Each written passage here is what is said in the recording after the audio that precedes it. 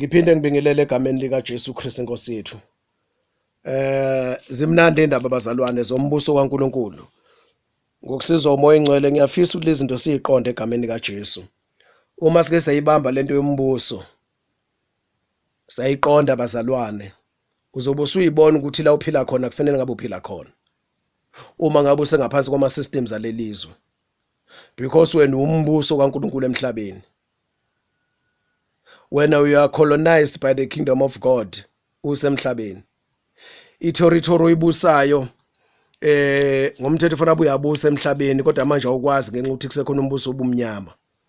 But since ke ukhona emhlabeni umuntu uyaphila, so awusaphili ngendlela yokubusa kwasemhlabeni kodwa usuphila ngendlela yokubusa kwasezulwini kuNkulunkulu. So ke lokho kwenza ukuthi manje kube nenhlobo embili noma ama group amabili abantu emhlabeni. Abantu abakholonazwe umbuso obumnyama, abantu abakholonazwe umbuso okhanya.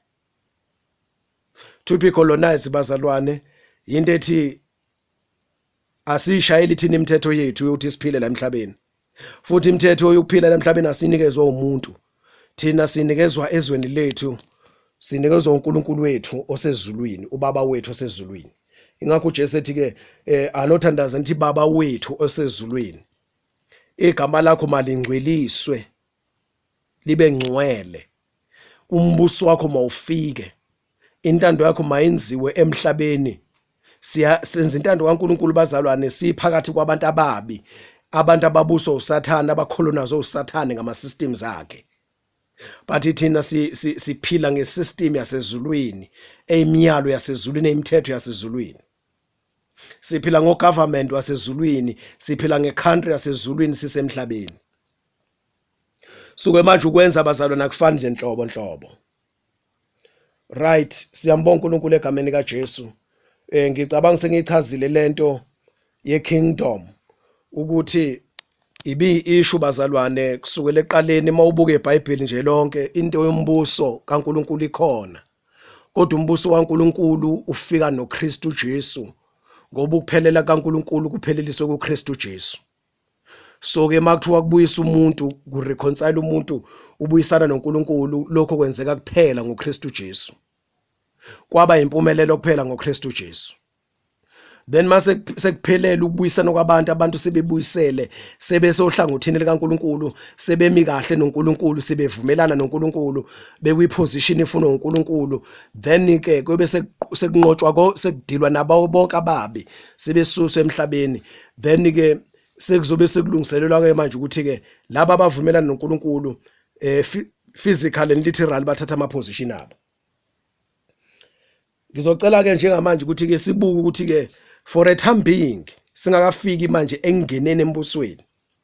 Uma ufunda uDaniel chapter 2 verse 44 and 45, umprofeti lapha uDaniel ukhonjiswa ukufika kaJesu ezothatha umbuso womhlaba, kingdom of the world.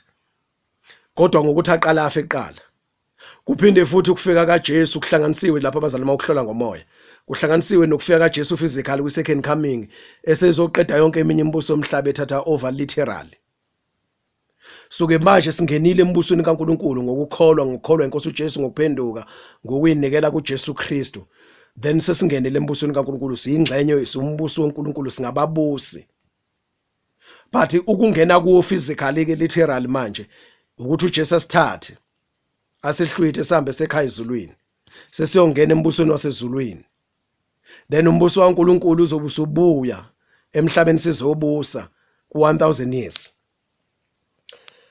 Okwamanje ke kungakafika isikhathi sokuhlwitha sisekhona emhlabeni, isho iqiniso lisho njalo. Sibizwa ngokuthiwa siyini ke bazalwane? Sibizwa ngokuthi singama ambassadors. Iambassador umuntu onjani? Sizofunda lapha na kwabaseKorinte besibili uchapter 5. Uchapter 5 ngithi verse 20 bazalwane. So checka lapho verse 20. 2 Corinthians chapter 5 verse 20. Right, uthini verse 20? Ngakho singamanxusa kaKristu ngokungathi uNkulunkulu unxusa ngathi. Siyanincenga esikhundleni sikaKristu sithi buyisanani noNkulunkulu. Right, ukhuluma uMpostoli Paul la uthini singamanxusa kabani kaKristu. So umuntu oyinxusa umuntu othunyelwe kwelinyizwe, yena ebelonga kwelinyizwe. Uhamba nomyalezo, uhamba ne-lifestyle impilo, ukuthi nansi impilo efunakalayo, nansi into efunakalayo ezweni lami la ngivela khona. Umele izwe lakhe kwelinye izwe, akakhathazeki ngempilo yezwe ahlele kulo. Uma ngabe kunezimpi kulolozwe lelo, yena uprotectwe igama elithi uyiambassador, and kuyaziwa ukuthi leli inxusa lasezulwini. Uma uthinta inxusa uthinta icountry, because inxusa ambassador yizwe kwelinye izwe, yizwe likumuntu, umuntu ekwelinyizwe. Ngicabanga ukuthi ngiyangizwa bazalwane egameni kaJesu. Uma ukhuluma ngeambassador ukhuluma ngecountry as a whole, ikumuntu, ingumuntu, lo muntu physically engekho kwicountry yakhe, kodwa icountry yakhe iwuye, yena ekwelinyizwe. Isibonelo, uma ukhuluma ngeambassador yase South Africa eFrance, so uma ukhuluma ngeambassador yase South Africa ukhuluma ngeSouth Africa eFrance. Uma iFrance ithinta, uma abantu baseFrance bethinta lo muntu oyedwa othi uyiambassador, uma bemthinta bemphatha kabi, bemhlukumeza, abaphathi yena kabi, baphathi South Africa yonke as a whole, because uyi-representative of the whole country of South Africa in France. Uma uthinta umntwana kaNkulunkulu uthinta izulu lonke, uthinta uNkulunkulu nabakhileyo ezulwini bonke. Uma uthinta umntwana kaNkulunkulu esemhlabeni, ngoba uyi-representative yombuso wasezulwini, yena esemhlabeni. 2, lo muntu lapha na France akakhathazeki ukuthi uzodlani, uzombathani, uzophuzani, because iSouth Africa iyona emkhetherishayo.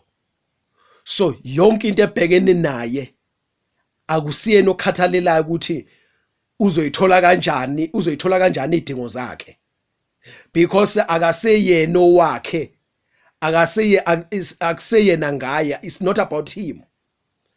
He is not himself. He is a country. So a country of South Africa has to take care of idingo zakhe. Uma kuthiwa kulanjiwe eFrance kuyabuswa eSouth Africa, loya muntu oyiambassador yase South Africa eseFrance, yena ngeke alambe njengabantu baseFrance. EseFrance bayalamba abantu baseFrance, yena useFrance kodwa akalambe njengabo, ngoba iSouth Africa ithumela idingo zakhe zonke iphelele. Udla ukudla ngendlela iSouth Africa edla ngayo, agqoke ngendlela iSouth Africa egqoka ngayo, aphuze ngendlela iSouth Africa. Uma iSouth Africa yona ikhulekile, ine-security material, nayo ukhulekile lapha eFrance, aka-affectwa ama-surroundings akhona ezweni asuke kulo nje belapha eFrance. Ingakho kuJesu uma ekhuluma kuMathewu 6 uthi ningakhathazeki ukuthi nizodlani, nizombathani, nizophuzani, because izwe lenu ilona elizothatha le responsibility. Ubaba oyinkosi yenu osezulwini, it is his responsibility to take care of your needs. Nina, you are his representatives here on earth. So ke bazalwane, singamakhosi kodwa njengamanje futhi sibizwa kuthiwa singamanxusa, ambassadors, si represent umbuso wasezulwini emhlabeni. So ke ukuthi ke isystem yokuphila injani emhlabeni akusikhathazi lokho. Ukuthi ezomnotho ziyakhuphuka ziyehla akusikhathazi lokho. asikhathazwa yi-future, ilanguage ekhulunywa abasemhlabeni ukuthi future yabantu injani, asikhathazwa yilokho. Because thina asibona bala emhlabeni, sibekwe khona simele umbuso wasezulwini. I-representative bazalwane, uma ngabe izile kusuke kunama negotiations azokwenziwa, then khona i-assignment, khona i-mission, umsebenzi omkhulu kukuba iveze kulelizwe kulo ukuthi lelizwe lo oyi-ambassador ezweni avela kulo kuphilwa kanjani. Umsebenzi wakho omkhulu ilowo. Ukukhuluma kwakhe, ukugqoka kwakhe, ukudla kwakhe, ukuphuza kwakhe, ukuhamba kwakhe, ukufunda kwakhe, ukusebenza kwakhe, wenza into yale ngoba la ivela khona bazi laba aphakathi kwabo, babona imumva lakhe, balibona kuye. So ke njengama-ambassadors kaKristu, abantu abamazi uJesu Kristu, kodwa thina sesimukele waba inkosi wasibusa, waba ngaphakathi kithi, sathatha imiyalo yakhe, then siveza lo Kristu kubantu ngenhloso yokuthi bamazi, bazi uthando lwakhe, bazi inhloso zakhe, bazi intando yakhe, mayenziwe intando yakhe emhlabeni, bazi ukuthi uNkulunkulu osezulwini uthandani, uJesu Kristu uthandani, thina imiyalo yakhe, bayibona yonke lempilo kulaba bantu abangama-ambassadors, abangama-representatives. And lo muntu oyi-ambassador aka-influenswa impilo yezwe akulo, kodwa yena ulethe influence yezwe lakhe kulelizwe afikele kulo. Sifike emhlabeni bazalwane, then uNkulunkulu asesizala kabusha la emhlabeni, yashintsha indaba ukuthi manje singaba semhlabeni kodwa sihleli kuwumhlaba. Then sesingama-ambassadors asezulwini, singama-representatives asezulwini. So ke manje simele uNkulunkulu emhlabeni, sisemhlabeni simele uNkulunkulu ukuthi ezulwini kuphilwa kanjani, kufuneka abantu bakubone kithi.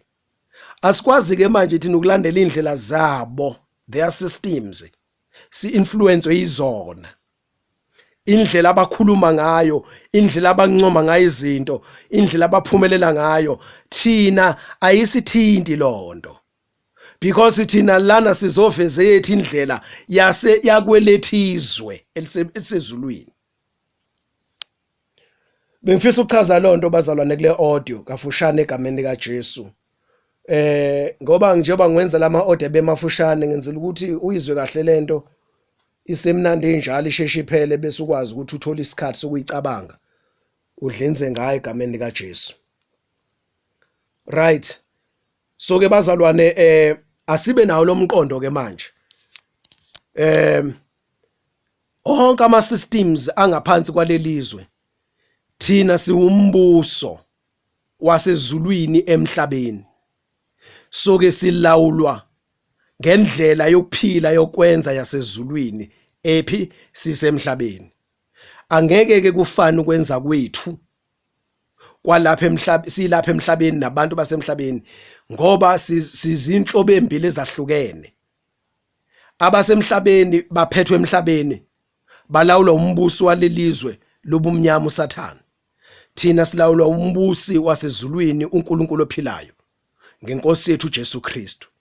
So ke sihlukeneke bazalwane, singama group, singamaqembu amabili ahlukene, singama ambassadors.